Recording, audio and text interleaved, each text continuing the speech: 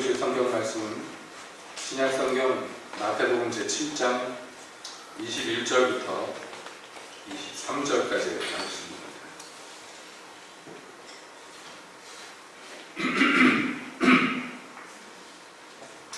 마태복음 7장 21절부터 23절까지 함께 보시겠습니다. 나더러 주여 주여 한 자마다 천국에 다 들어갈 것이 아니요 다만 하늘에 계신 내 아버지의 뜻대로 행하는 자라야 들어간다. 그날에 많은 사람이 나더러 이르되 주여 주여 우리가 주의 이름으로 선지자 노릇하며 주의 이름으로 귀신을 쫓아내며 주의 이름으로 많은 권능을 행치 아니하였나이까 하리니 그때에 내가 저희에게 밝히 말하되 내가 너희를 도무지 알지 못하니 불법을 행하는 자라 내게서 떠나가라 하리라. 아멘. 하나님, 이 시간 주의 말씀 듣기를 원합니다. 주님 오셔서 말씀하여 주시옵소서. 예수님의 이름으로 기도합니다. 아멘. 우리가 산상순의 말씀 계속해서 보는 가운데 있습니다. 오늘 7장 21절부터 23절까지의 말씀을 함께 보았는데요. 어떤 의미에서 산상순의 말씀들 중에서 가장 많이 인용되는 구절 중에 하나가 오늘 읽은 본문의 말씀입니다. 나더러 주여 주여 하는 자마다 다 천국에 들어갈 것이 아니다 하는 얘기. 여러분 많이 들어보셨죠? 이 교회에서 우리가 많이 얘기하고 또 경계하며 경고로서 사용하는 중요한 말씀입니다. 게다가 이 말씀이 다름 아니라 예수님이 본인 직접 말씀하셨기에 우리는 더 신중하고 더 깊이 이 말씀들을 살펴보지 않을 수가 없는 것이죠. 자, 이 말씀도 전에 말씀드린 것과 같이 13절, 14절, 그러니까 좁은 문으로 들어가야 된다, 좁은 길로 행해야 된다, 그리로 들어가는 자가 바로 생명을 얻고, 그렇지 않고 넓고 편한 길 가는 자들은 멸망에 이른다. 그러니까 너희는 좁고 협착한 길을 찾아라, 구해라 한 그 말씀, 그 말씀과 이제 연결되어서 계속해서 오늘 읽는 본문의 말씀까지 이어져 내려옵니다. 자, 우리가 좁고 협착한 길로 가려고 합니다. 누구나도 마음으로 그렇게 얘기합니다. 왜냐하면 그 길로 가야 생명을 얻으니까요. 누구도 멸망으로 가는 길 가기 원치 않습니다. 그럼에도 불구하고 왜 멸망으로 가는 길로 많은 사람들이 갈까요? 여러 이유가 있습니다만은 그 중에 아주 중요한 이유가 뭐냐면 거짓 선지자들이 있다는 것이에요. 양의 옷을 입고 있지만 약탈하는 이리와 같은 본성을 가진 자들이 그래서 많은 백성들의 마음을 미혹하게 해서 그래서 궁극적으로는요 이 넓고 편한 길로 사람들을 이끌어간단 말이에요. 이게 거짓 선지자들의 특징이라고 그랬어요. 내 백성의 중앙 창상을 심상히 고쳐주며 이르기를 평안하다 평안하다 이렇게 말하는 자들, 또한 그 말을 듣고 백성들이 옳게 여겼다. 선지자를 통해서 하나님이 탄식하시는 거예요. 백성들이 그들의 말에 혹해서 아 그렇구나, 저 길이 황금길이고 저 길이 꽃길이구나 해가지고 많은 사람들이 그 길로 따라갈 것이라. 지금 주님께서 그러므로 거짓 선지자들을 조심해야 됩니다. 경계하시고 또 경계하십니다. 이 거짓 선지자는 다시 말씀드립니다만 무슨 뭐 이단 사입이 무슨 통일교나 신천지나 이런 거 얘기하는 거 아니에요. 기존 교회 안에서 기존 교회 안에서 예수님한테 순종 안 하고 십자가 지지 않고 자기를 부인하지 않고도 충분히 하나님 백성으로 살아갈 수 있고 충분히 천국에 갈 수 있다고 가르치는 모든 것들이 다 이 거짓된 것들이에요. 사기입니다. 그러니까 이것을 잘 살펴야 되는데 그 살피는 요령, 기준이 뭐냐? 그 열매를 봐야 된다는 거예요. 그 열매가 육체로 말미암은 것인지 세상을 쫓아내는 것인지 마귀를 쫓아내는 것인지 그렇지 않으면 성령을 쫓아내는 것인지 그것을 잘 분별해야 된다. 경계하십니다. 그리고 거기서 한 발 더 나아갔습니다. 여러분 이것을 거짓 선지자들을 분별하는 데에만 적용할 원칙이 아니다 그랬어요. 왜냐하면 나도 이 거짓 선지자 중에 하나가 될 수도 있기 때문입니다. 그 위험성에 대해서 오늘 읽은 본문은요 주님께서 더 확대하고 강화해서 분명하게 말씀합니다.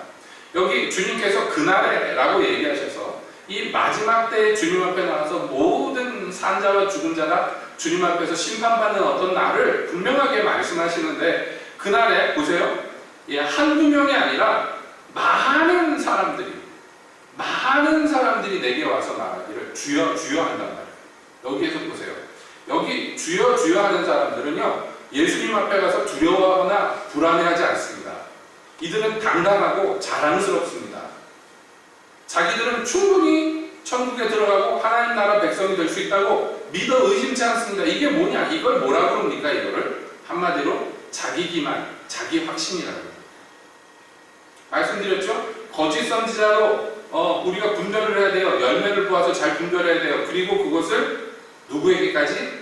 나에게까지 잘 적용을 시켜야 된다고 했어요. 아니, 나부터 그 원칙으로서 살펴봐야 된다. 그렇지 않으면 어떻게 됩니까? 성경에서 경고하는 것과 같이 너희는 스스로 속이지 마라. 하나님도 속이려고 하지 마라. 사람이 무엇을 심든지 심은 그대로 거두리라. 성경에서 분명히 얘기했어요. 너희가 육체를 쫓아 육체를 위한 것들을 심었으면서 왜 성령의 열매를 거두려고 하느냐고. 말도 안 되는 거잖아요. 이게 뭐예요? 속인 거예요. 자기를 스스로 속인 거예요. 누가 거짓 선지자가 와서 속인 것도 억울하지만 더 억울한 것은 자기가 자기를 속인 거예요. 여기 주님께서 소개하는 이 마지막 날에 오는 사람들, 이 사람들이 바로 그런 사람들입니다. 여러분, 이 경고를 가볍게 듣지 마십시다.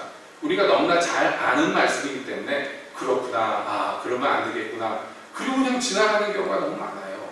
이게 남의 얘기가 아니기 때문에 주님께서 공연히 여기서 말씀하시는 게 아니에요. 여기 이 사람들이 뭐라고 그러냐면 주여 주여 합니다. 예? 주라고 시인한단 말이에요. 예수님을 주님이라고 불러요. 주님. 그래서 흔히 이 구절에서 나더러 주여 주여 하는 자마다 다 천국에 갈 것이 아니고 하나님의 뜻대로 행하는 자라 천국에 가리라, 이 말씀을 인용하면서 교회에서 흔히 하는 얘기가 뭐냐면 이건 믿음이 잘못됐기 때문이라고 얘기합니다. 예? 행위가 없는 믿음이기 때문에 그렇다고 얘기합니다. 그것도 맞는 얘기입니다. 예. 이 믿음이 무슨 믿음이냐? 소위 말하는 이성적 동의라는 믿음이에요. 뭐냐면 극단적인 경우에 성경은 이렇게 얘기합니다. 너희가 하나님이 한 분이신 것을 알고 믿느냐? 잘하였도다. 귀신들도 믿고 떠느니라. 마귀들도 알아요. 그 사실을 안단 말이에요. 하나님이 유일하신 신이라는 거, 위대하신 하나님이라는 거 누구보다도 마귀들은 잘 알아요. 우리가 그것을 안다고 해서, 그것을 사실이라고 시인한다고 해서 그게 그 사람에게 구원을 주는 거 아니란 말이에요. 그거는 온전한 믿음이 아니에요. 여러분, 예수님이 십자가에 돌아가실 때 여러 가지 일들이 일어났어요. 폭풍이 치고 지진이 나고 하늘이 막 깜깜해지고 바위가 터져나가고 막 난리가 났어요. 그 광경을 십자가 밑에서 봤던 백부장 하나가, 로마의 백부장 하나가 뭐라고 그랬습니까? 이 사람은 진짜 하나님의 아들이구나 그랬어요. 그 사람이 구원 받았겠습니까? 깨달아서 이게 보통 사람이 아니구나. 이 죽은 이 죄수가 그냥 여염집 그냥 그 강도가 아니구나. 이 사람이 하나님의 아들이구나 하고 깨달았어요. 믿었어요. 그 사실을. 예? 그리고 입으로 고백했어요. 그럼 그 사람 구원받습니까? 받았을 수도 있겠지. 나중에 뭐 어떻게 됐을지 모르지만. 그러나 그 당시에 그 고백이 구원 얻을 만한 고백이냐는 거예요. 아닙니다. 여러분, 이런 종류의 그 믿음들이 성경에서 많이 나와요. 이런 종류의 믿음들이 많이 나오는데 이거는 뭐냐면 믿음이긴 믿음인데 모자란 믿음이에요. 구원 얻기에는 모자란 믿음. 니고데모 같은 사람이 예수님을 밤에 몰래 찾아옵니다. 왜냐하면 니고데모가 예수님을 관찰해 보니까 이게 보통 사람이 아니에요. 하늘에서 내려온 선생님이 아니고는 평범한 인간이 아니야. 그러니까 인정하고 이스라엘의 선생이라고. 여러분, 전국에서 바리새인들이요 한 600명, 700명밖에 안 돼요. 엘리트 중에서 엘리트입니다. 예? 그런데 그 사람 중에 하나가 와가지고 예수님한테 천국에 어떻게 하면 갑니까? 영생을 어떻게 하면 얻습니까? 이런 거 물어봐요. 그러니까 겸손하게 와가지고 예수님을 인정하고 물어보지만 여러분, 그거 갖고 그 사람은 구원받지 못해요. 다른 바리새인과 비교하면 굉장히 훌륭한 바리새인이지만 그거 갖고는 안 된단 말이에요. 그거 갖고는. 그러니까 제가 늘 말씀드리지만 그러나 오늘날 현대교회의 가장 큰 문제 중에 하나는 이 구원 문제를 너무 쉽게 인스턴트식으로 다룬다는 것이. 당신 죄인입니까? 네, 죄인입니다. 예. 자, 죄인임을 인정합니까? 예, 인정합니다. 그 하나님한테 용서해달라고 그러세요. 용서해달라고 그럴 겁니다. 용서해주세요, 하나님. 그리스도를 주라고 시인합니까? 예, 시인합니다. 당신은 구원받았습니다. 물론 그 과정을 통해서 구원받는 사람이 없지는 않겠으나, 그러나 단지 몇 가지 그 서류상의 요식행위에다가 예라고 썼다고 해가지고 그게 그냥 구원을 이루는 거 아니에요. 이성적인 동의만 가지고는 구원에 이르지 못합니다. 그 이상의 무엇이 있어야 된단 말이에요. 뿐만 아니라 이 사람을 주님께서 묘사하시는데 잘 보세요. 얼마나 디테일한가? 주여라고 했다고 그러지 않고요. 주여라고 한다고 얘기했어요. 그건 뭐냐면 이 주님을 시인하는 이 사람의 감정 상태를 얘기하는 거예요. 이성적 동의만 있는 게 아니에요. 이 사람은요, 감정적으로도 충분히 열정적입니다. 주님 이름을 한 번 부르는 게 아니라 두 번을 부르는 것은 괜히 예수님이 이렇게 얘기하신 게 아니에요. 어떤 그 믿음을, 자기가 믿는 바를 열정적으로 고백하면서 전진해나가는 어떤 사람의 모습을 여기서 묘사하고 있어요. 그러니까 단순히 이성적 동의만 끝나는 것이 아니라 이 사람은요, 감성적으로도 굉장히 주님 앞에 열정적인 어떤 사람이라고 말할 수가 있습니다. 그뿐만 아닙니다. 여러분 보세요. 이 사람이 뭐하고 있습니까? 선지자 노릇을 했는데, 선지자라는 게 뭐냐면 하나님의 말씀을 백성들에게 전달하는 사람이에요. 이게 이제 통칭 선지자입니다. 예언의 은사를 사용하는 사람도 선지자며 하나님의 메시지를 전달하는 사람도 선지자예요. 요즘 얘기로 하면, 더 쉽게 얘기하면 이 사람은요, 설교자입니다. 복음 전파자입니다. 그런데 이 사람이 선지자 노릇을 했는데 그냥 선지자 노릇을 한 게 아니에요. 보세요. 뭐라고 합니까? 예? 우리가 주의 이름으로 선지자 노릇을. 이거 뭘 의미하냐면 내 이름 걸고선 뭔가 사역을 하는 게 아니라 주님께 충성하면서 그 일을 했다는 거예요. 주님의 이름을 앞장 세워서 선지자 노릇을 했어요. 주님의 이름으로. 정말 못돼먹은 사람들은요, 자기의 이름을 앞에다가 걸고 나갑니다. 그런 사람도 없지 않습니다. 선지자 노릇하면서요. 그런데 이 사람은, 여기서 지금 주님이 소개하는 이 사람은요, 예수님의 이름을 걸고 예수님의 이름의 능력으로 예수님의 이름을 앞장 세워서 선지자 노릇을 한 사람이에요. 그러니까 아주 훌륭하죠. 앞서서 얘기한 거짓 선지자와 조금 다릅니다.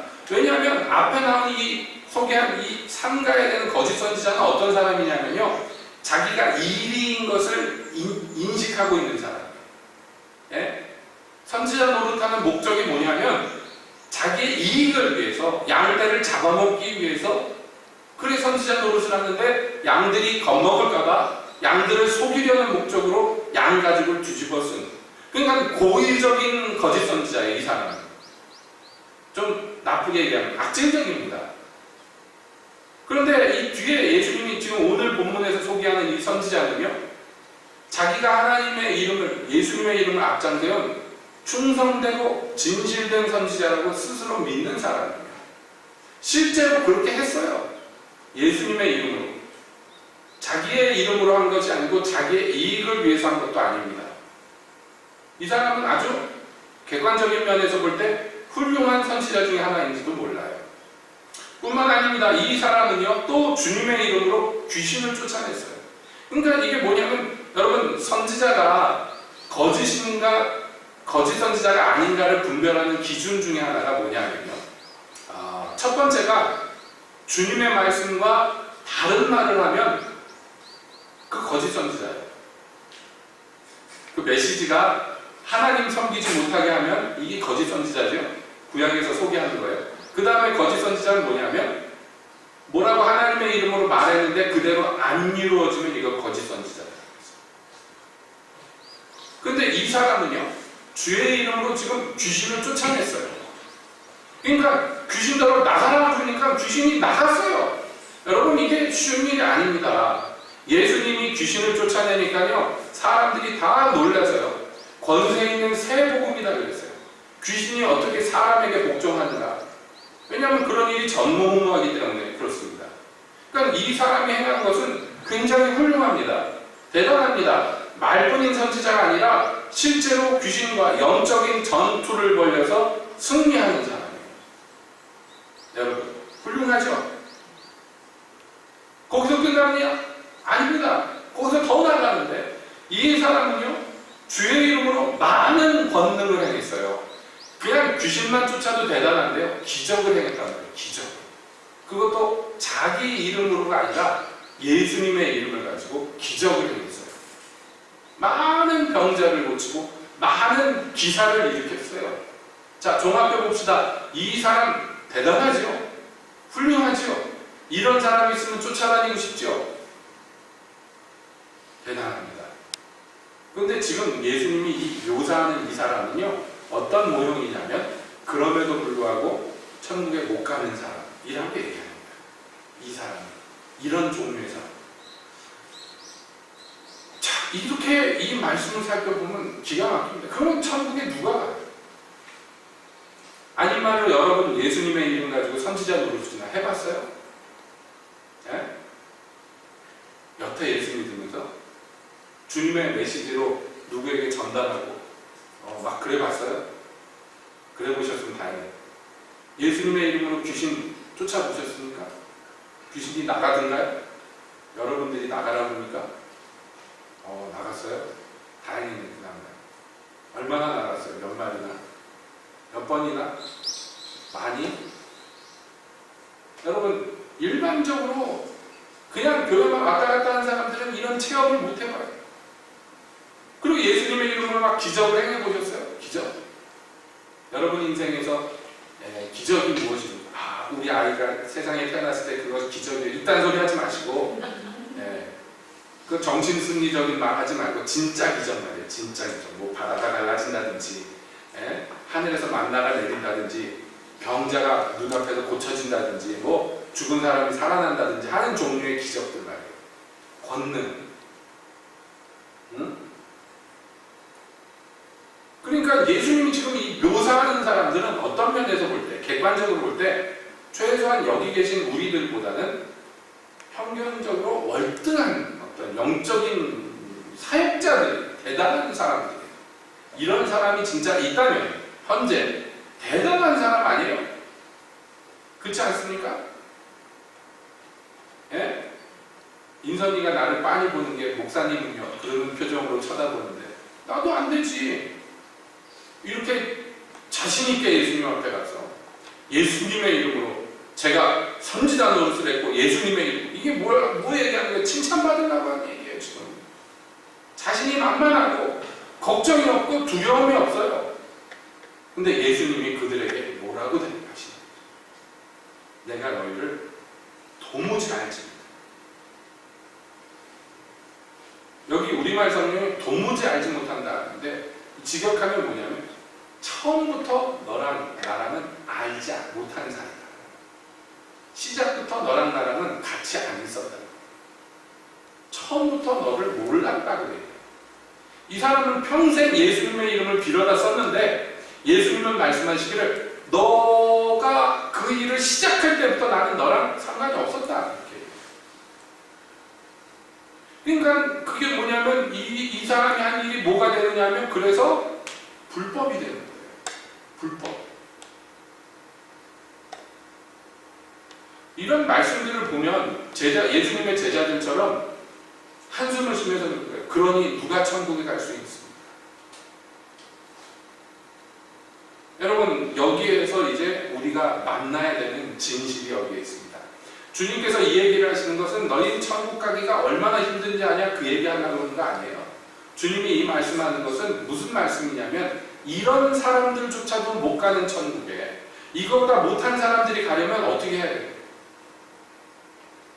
지금 예수님이 묘사하는 이런 종류의 기독교인들은 마치 세상적으로 얘기하면은 전국 수능 1등하고 서울대에 수석 합격하고 수석으로 졸업하고 서울대 1학년 때 사법고시 패스하고 2학년 때 행정고시 패스하고 3학년 때 외교고시 패스해서 졸업할 때 어디로 갈까 찍어가지고 가는 사람을 말하는 거예요.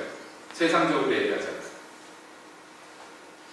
그래서 대학교 1학년 때부터 뭐 삼성이나 현대나 이런 기업에서 완전히 찜해가지고 매달 장학금의 명목으로 몇백만 원씩 주는 그런 사람들 실제로 있어요. 그런 사람들.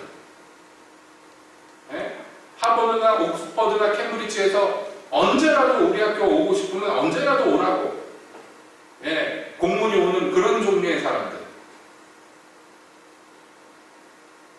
이게 이제 세상적으로 얘기했을 때 여러분의 자녀가 그런 사람이라면 얼마나 대단하겠습니까? 그런데 영적으로 보자면 기독교 내에서 지금 예수님이 묘사한 이 사람들은 우등생 중에 우등생, 엘리트 중에 엘리트. 정말로 몇만 명 중에 하나 있을까 말까, 몇백만 명 중에 하나 있을까 말까 우수한 사람들이다. 그런데 예수님이 왜 이렇게 극단적인 예를 드셨을까요? 사실은 이렇게까지 안 하면서도 천국에 못 간 사람들도 있을 거예요. 그렇죠? 이것보다 못하면서도 내가 그래도 주님의 일을 평생 잘했는데 주여 주여 내가 주님의 이름으로 기적을 한 2번 정도 일으켰습니다. 이런 사람도 있을 거 아니에요. 그럼에도 불구하고 천국에 못 가는 사람도 있을 거라고. 근데 그런 이 밑바닥 얘기를 하지 않고요. 가장 최상급의 얘기를 예수님이 하신 것은 우리에게 헛된 생각을 품지 못하도록 못 박이십니다. 뭐냐면 이렇게 대단한 일을 일으키고 이런 많은 기적을 일으키고 이렇게 귀신을 날마다 막 수백 마리씩 때려잡았으면 나면 나 정도면 충분히 천국에 가지라고 자처하는 어떤 사람에 대해서 예수님이 묘사하시면서 그런 거 가지고 이것과 바꿀 수가 없다는 거예요. 어떤 것? 그게 뭐냐면 아버지의 뜻을 행하는 것이 예수님이 그것과는 못 바꾼다는 거예요. 이사야 선지자 당시에 이스라엘 백성들이요 금식을 얼마나 열심히 했는지 몰라요. 모여가지고 대회로 모여서 금식을 굉장히 대단하게 했는데 그 뜨거운 중동 지방에 땡볕에 재를 바닥에 깔아놓고 배에 옷을 입고 머리를 풀어헤치고 집에서 텔레비 보면서 금식한 게 아니에요. 그렇게 마당에 앉아가지고 사람들이 다 보는 데서 곡기를 끊고 물도 안 마시고 거기서 금식을 합니다. 때로 몰려와서 금식을 하는데 주님이 그들을 보면서 뭐라고 그러셔요? 이사야 58장 그들이 마치 내 말을 잘 듣고 내 계명을 잘 준행하고 나를 기쁘게 하는 백성들처럼 말하기를 이렇게 실제는 아닌데 그들이 자기 자신에 대해서 어떻게 믿었느냐 하면 우리는 하나님의 뜻을 이루고 있고 하나님의 계명을 지키고 있고 하나님을 기쁘시게 하고 있다고 믿었어요. 그래서 당당하게 말합니다. 우리가 이렇게 금식하는데 주님 왜 기도 응답을 안 해주십니까? 우리가 이렇게 스스로를 괴롭게 하는데 왜 하나님 역사하지 않습니까? 라고 내게 묻는다. 하나님이 기가 막혀서 얘기합니다. 그러면서 그들에게 반문합니다. 너희가 금식은 잘했는데 그 금식이 나의 기뻐하는 금식이냐?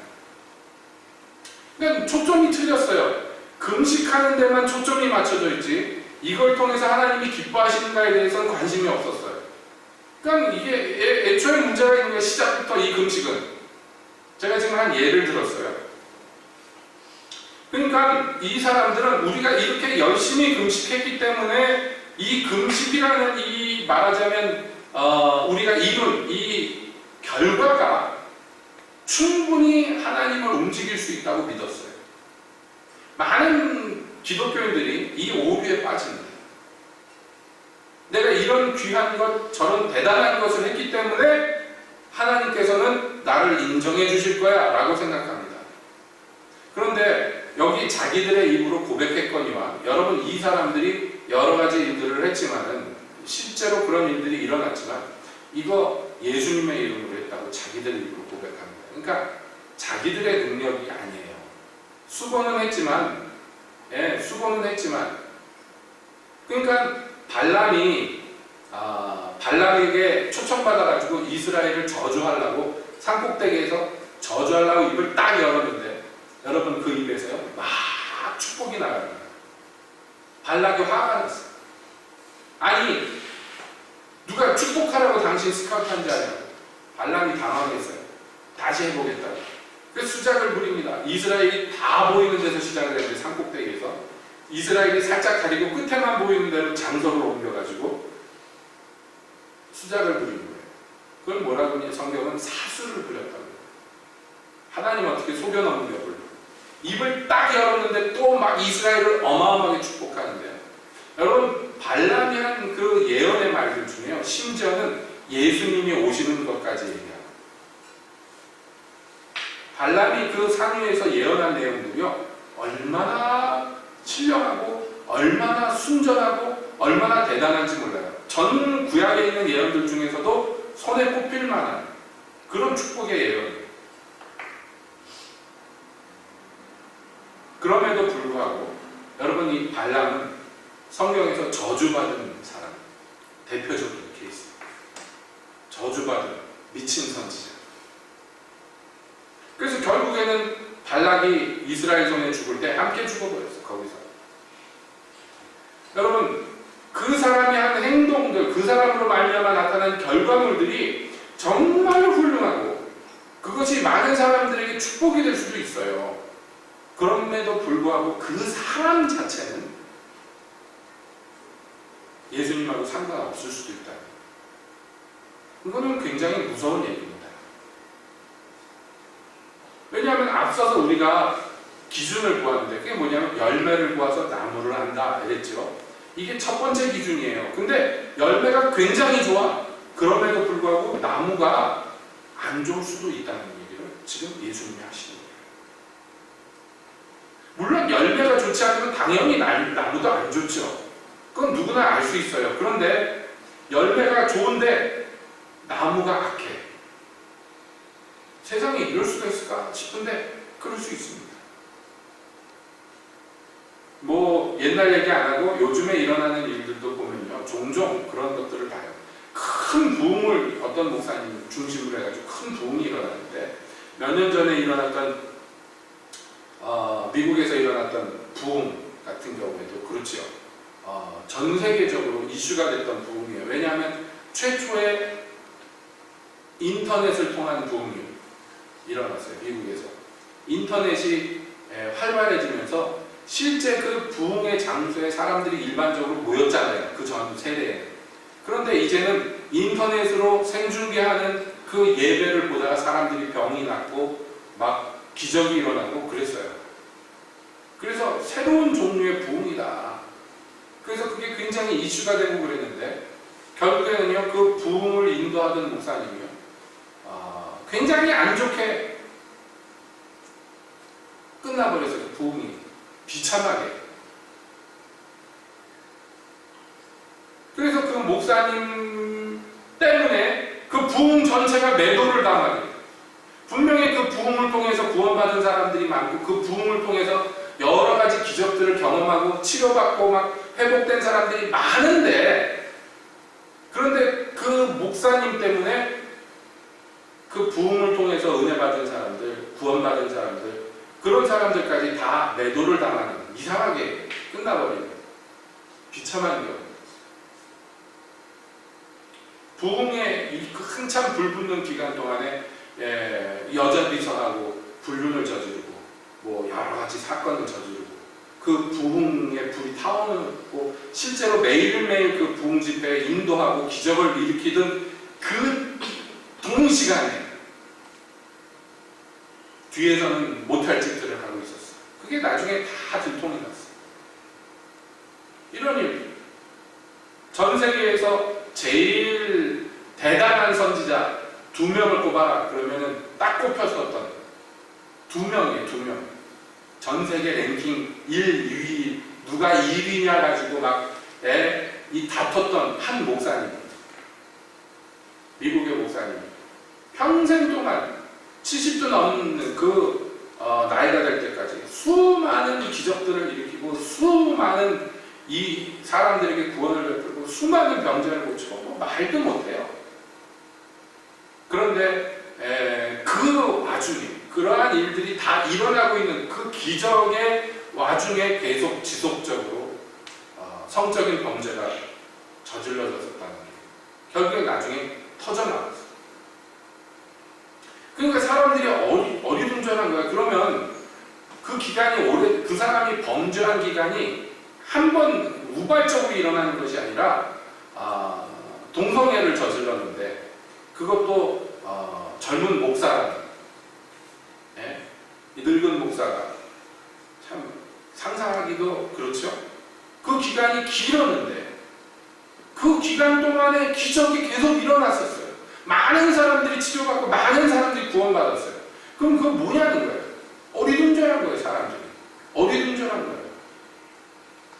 그럼 그거 다 가짜냐는 거예요. 그 목사님의 사역을 통해서 구원받은 사람들은 다 구원 안 받은 거냐는 거예요. 예?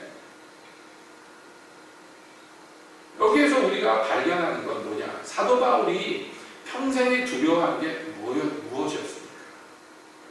모든 사람을 하나님께로 인도하고 나는 버림받을까? 내가 그걸 두려워한다. 괜히 높아심으로 걱정하는 게 아니더라는 거예요. 여러분. 누구라도 예외가 없죠. 깨어있지 않고 근신하지 않고 자기를 살피지 않으면 내가 믿음 가운데 있고 그리스도가 내 안에 계시고 내가 하나님의 뜻 중에 거하는가를 스스로 살피지 않으면, 그리고 눈이 멀어서 내가 이런 일도 하고 저런 일도 하니까 내가 예수님의 이름으로 구하였더니 기적이 일어나, 예수님이 내 기도에 응답해 주시는 거 보니까 예수님하고 나하고 관계가 나쁘지 않구나 이렇게 생각했던 거예요. 내가 좀 잘못은 저지르지만 뭐 이런 죄도 좀 짓고 저런 죄도 좀 짓지만 그래도 예수님이 나를 인정해 주시고 나를 사용하는구나 라고 믿고 그것이 자기의 위로가 되고 위안이 됐어요. 그런데 마지막에 가서 예수님이 나는 너를 모른다. 그러니까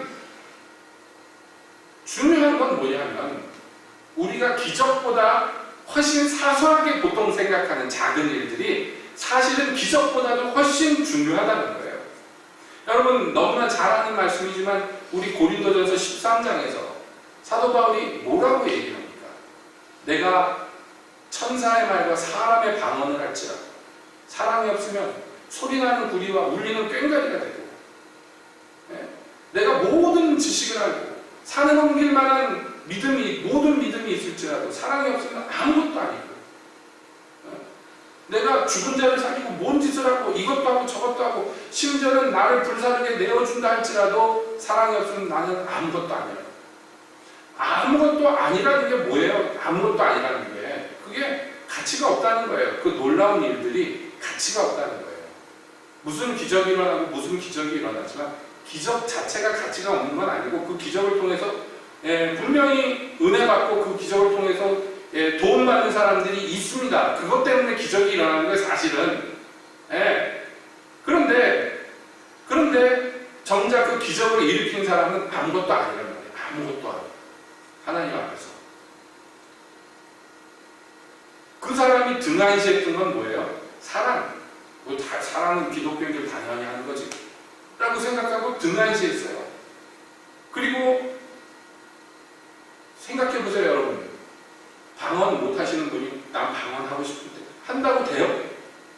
하나님이 안 주면 못하는 거 아니에요? 그죠? 근데 방언을 막 이제 받았어. 기쁘다, 야 드디어 방언 받았다는데 옆에 사람이 천사랑 말하고 있어.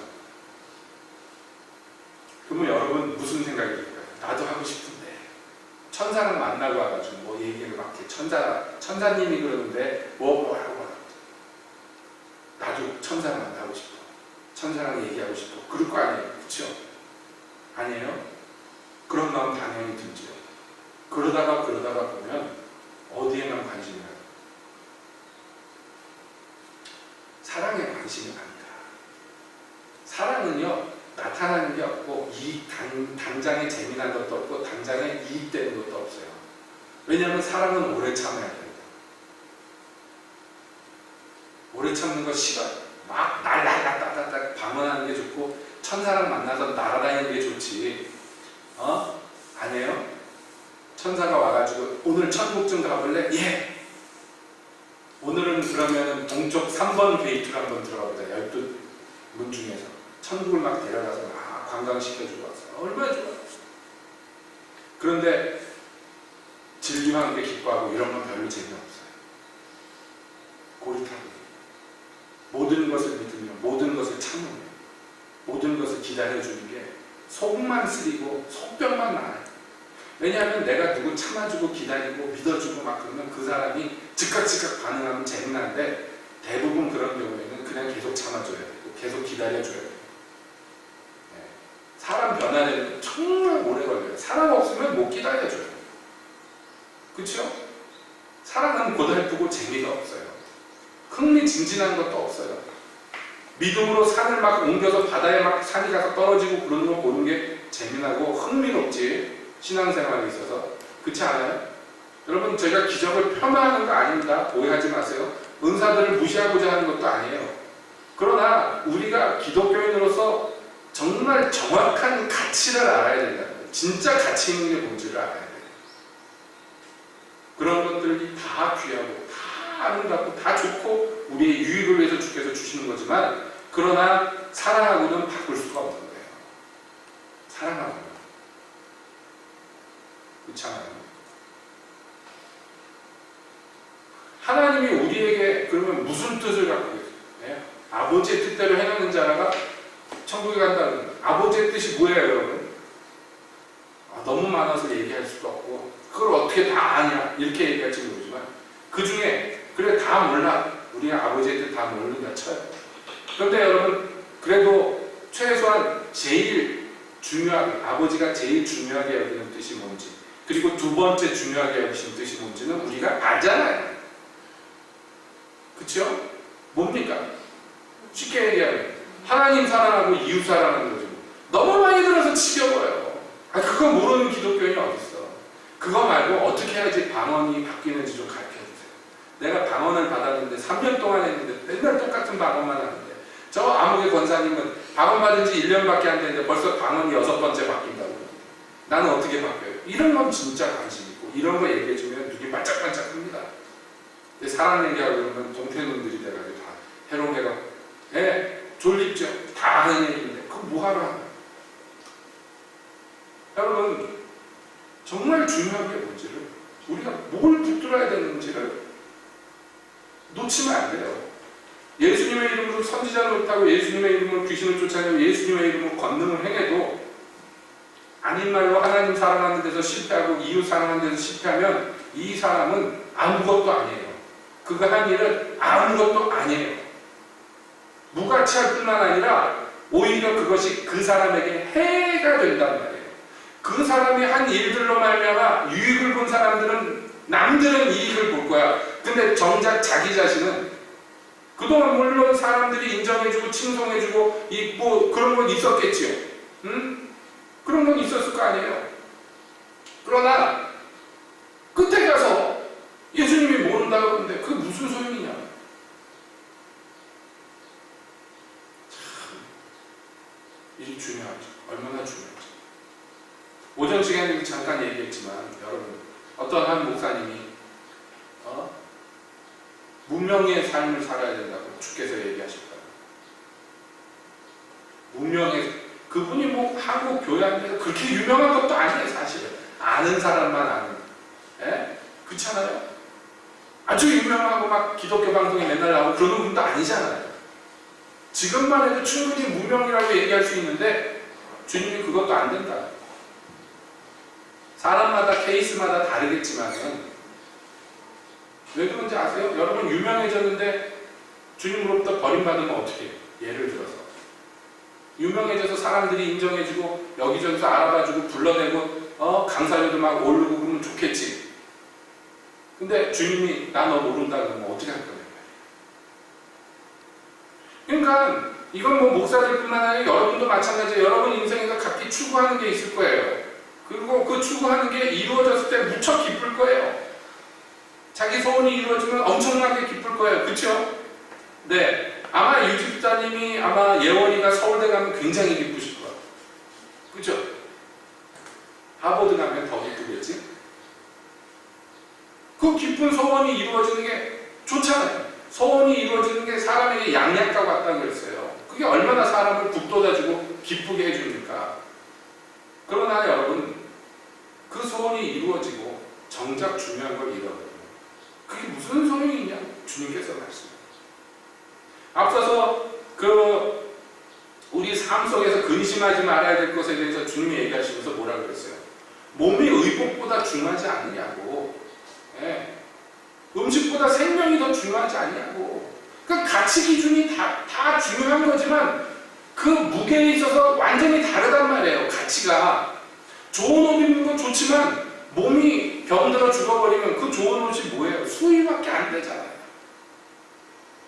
진짜 더 귀한 거, 더 중요한 것들이 있는데 그걸 놓치면 소용이 없는 거예요. 그러므로 열매를 부어서 나무를 하는데 그 열매가 단지 그 사람의 삶 속에서 일어났던 어떤 기적들이나 그 사람의 성실한 어떤 사역이나 이런 것들로만 생각하면 곤란한 거예요. 열매는 그런 게 아니라는 거예요. 열매는 더 본질적인 것, 그 삶의 열매라는 거죠. 좀 더 본질적인 것. 그 사람이 주여 주여 열정적으로 부르는 것이 열매가 아니란 말이에요. 무엇이 그 삶의 실제 열매인가? 예수님이 그를 알고 그가 예수님을 아는 것. 이게 진짜 실제 열매예요. 여러분, 우리가 신앙생활하면서 언제 사실은 가장 기쁘냐 하면요, 주께서 나를 알아주시는 것을 발견했을 때 그게 제일 기쁜 거예요. 내가 나를 알아주고 사람들이 나를 알아주고 이게 중요한 게 아니에요. 예수님이 바리새인들한테 그렇게 얘기했어요. 너희는 스스로 의롭게 여기며 사람들이 그것을 인정해 주는 걸 기뻐하지만 사람들이 칭찬하는 것, 그게 하나님이 미워하시는 것을 왜 알지 못해요. 그들이 평생에 추구하는 것은 자기의 의며 이 자기의 의를 사람들이 알아가지고 인정해 주는 게 삶의 기쁨이었는데 정작 그 행위가 하나님의 미워하시는 거라는 걸 몰랐어요. 이게 비극이지. 그 삶의 비극이에요. 그렇죠? 예, 여러분 정말 이게 참 주의하고 또 주의해야 됩니다. 중국에 가서 사역을 하는데 몇 번 이제 옮겨가면서 아가서의 말씀을 가르쳤는데 사람들이 막 은혜를 받았는데 선교사님이 볼 때마다 책으로 내자. 허락만 하면 알아서 내줄게. 왜냐하면 다 녹음하고 다 받아 적고 했으니까. 예, 금방 뚝딱 나와요. 중국에선 책이 뚝딱 나와요. 막 자기들끼리 만들어가지고 어차피 불법적으로 만드는 거니까. 예, 뚝딱뚝딱 나옵니다. 서점에서 팔 것도 아니니까. 근데 제가 허락을 못하고 안 된다고 했어요. 아니 새로 집필해달라는 것도 아니고 그냥 강의한 거, 녹음한 거, 그거 받아 적은 거 있으니까 그냥 허락만 하면 해서 이 강의 못 들은 사람들한테도 중국에 쫙 보고를 하고 하면 얼마나 좋냐고. 근데 제가 안 된다고 했어요.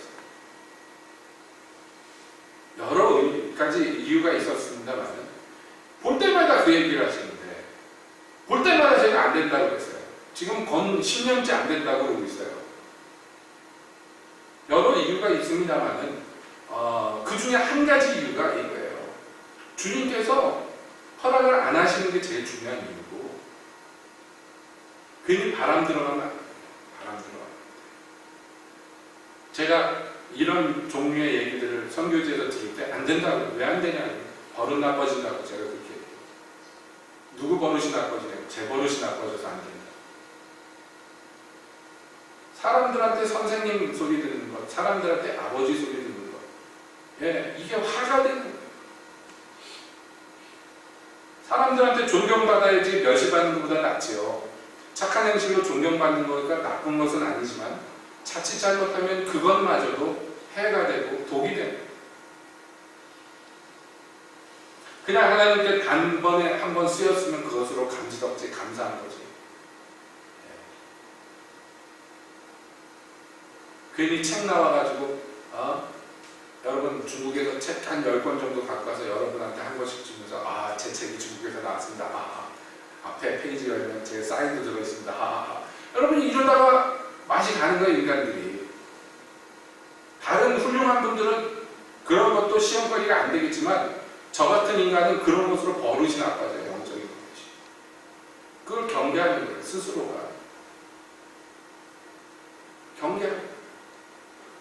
여러분 왜냐하면 제가 못났기 때문에. 제가 훌륭하고 성숙한 사람이면 그런 걱정은 덜 하겠지만 그렇지 않은 건 누구보다도 제가 스스로 알기 때문에 스스로 주의하는 거예요. 누가 저를 갖다가 옆에서 컨트롤 해주고 누가 케어를 해주겠습니까? 매니저가 있습니까? 뭐가 있습니까? 자기가 알아서 잘해야지. 여러분 한 명 한 명도 마찬가지예요. 자기 소원을 하나님 앞에 들고 나가서 내 마음에 지금 가장 기뻐하는 게 뭔지를 들고 나가서요. 그것마저도 제물로 드려야 돼요. 주님 앞에. 그 자체가 나쁜 것은 아니에요. 그러나 그것이라도 하시라도 주님 앞에 내어드릴 수 있어야지 돼요. 자기 사랑하는 독자 이삭이라도 하나님이 원하시면 즉시로 갖다가 바쳐야지 되는 게 결국 우리가 걸어가야 될 길이에요. 믿음이 연약하고 여러 가지 부족해서 그거 못한다 할지라도 여러분 못한다고 안 하면 되겠어요? 안 되잖아요. 못해도 해야지. 동의하시죠? 왜냐하면 이게 사람의 죽고 사는 문제이기 때문에 그렇습니다. 예수님이 농담하시는 게 아니에요. 여러분 괜히 멸망으로 이르는 길이 문이 크고 길이 편한 게 아닙니다. 많은 사람들이 저절로 글로 흘러가는 데이기 때문에 멸망으로 이르는 거예요. 우리의 옛 성정 육체의 소욕을 가지면 뭐 누가 뒤에서 밀지 않아도 노력하지 않아도 저절로 넓은 문으로 들어가고 넓은 길로 가게 돼 있어요. 우리는 원래 자기 성정이 그렇게 되먹었어요. 그러니까 이것을 어떻게 해야 되느냐. 사도 바울의 표현대로 하면 내가 나를 쳐서 복종케 하면 왜 모든 사람에게 복음을 전파한 후에 내가 버림받을까 두려웠기 때문에. 사도 바울 같은 사람도 자기를 쳐서 복종케 한다 그래서 진짜로 뭐 자기의 몽둥이나 채찍으로 자기를 후벼갈긴다는 얘기가 아닙니다. 내 육체의 성정이 있고 내 마음에 소망이 있는데 이것을 꺾어야 돼요. 길들여야 돼요. 때려서라도 부숴서 길을 들여놔야 돼. 그러지 않으면 언제라도 못된 망아지처럼 이리 뛰고 저리 뛸 수 있는 게 나라는 존재라고요. 여러분 그거 인정을 하셔야 돼요. 인정을 하세요. 자기를 확신하고 자기를 믿으면 자기 기만에 빠지고 그래서 여기에 주님이 얘기하시는 이 사람들처럼 정말 말로 할 수 없는 비극적인 결과를 맞게 된다. 그게 정말 주님 기뻐하는 열매가 아님에도 불구하고 스스로 이게 좋은 열매라고 믿었기 때문에 나는 너희를 도무지 알지 못하고 불법을 행하는 자를 내게서 떠나라 하리라. 예수님하고 처음부터 몰랐고 평생에 가까이 지내지도 않았으면서 이제 와서 친한 척 주여 주여 하는 거 가증한 것이 허락도 안 했는데 주의 이름 갖다가 써서 이 짓도 하고 저 짓도 하는 거 불법적인 것이. 스스로 속지 마시고 또 하나님도 속이려 받지 마십시오. 하나님은 아무에게도 시험받지 않으시고 아무에게도 만홀히 여김을 받지 않으시고 사람이 무엇을 심든지 그 심은 대로 거둘 것입니다. 성령을 따라 성령을 위하여 심는 자들만 거룩한 열매를 맺는 것입니다. 그런 거 당부드립니다. 여러분 다시 말씀드려요. 정말 중요한 것을 대신할 수 있는 건 없어요. 없습니다. 매일 성경 읽고 매일 기도하고 매일 예배드리고 이런 것을 안 하다가 1년에 한 번 무슨 부흥회 때 빵! 은혜 받아가지고 해결하려고 하면 이거 다 사기예요. 정말 중요한 게 뭔지를 여러분 가장 기초적인 거 우습게 보이는 가벼운 게 가장 가치 있는 것이라는 것을 잊으시면 안 돼요. 노력하세요. 하나님 사랑하고 이웃 사랑하는 거 안 되니까 나를 쳐서 복종시키세요. 이웃 미워하려고 그러면 나를 때리세요. 말 안 듣는 놈들 패서라도 고쳐야 돼. 다른 사람이 나를 때릴 수 없으니까 내가 나를 때려야지 어떻게 할 거예요. 그래서 굴복시키고 사랑 안 하려고 그러는 거 억지로 사랑시키고 이래가지고 체질이 좀 개선이 되고 그래야죠. 천국에 가는 겁니다. 그게 믿음입니다. 예? 그게 믿음이에요. 믿는다 하면서 제멋대로 사는 건 믿음이 아닌 것입니다. 오늘 이 주님의 무거운, 어떻게 보면 무서운 경고의 말씀 앞에서 우리가 스스로를 속이지 아니하기로 작정하며 주님의 은혜를 구합니다. 우리 주님 영광의 얼굴을 볼 때 우리가 영광에서 영광으로 하하여 주의 형상을 닮아 다른 방법은 없어요. 주님께로 꾸준히 나가는 것, 주님 앞에 자기를 자꾸 드러내는 것, 주님 앞에 자기를 내놓는 것밖에는 없습니다. 이 시간 다시 한번 우리가 주님 앞에 나아가는 시간을 갖겠습니다. 찬양과 기도로서 주님 앞에 나아갑시다.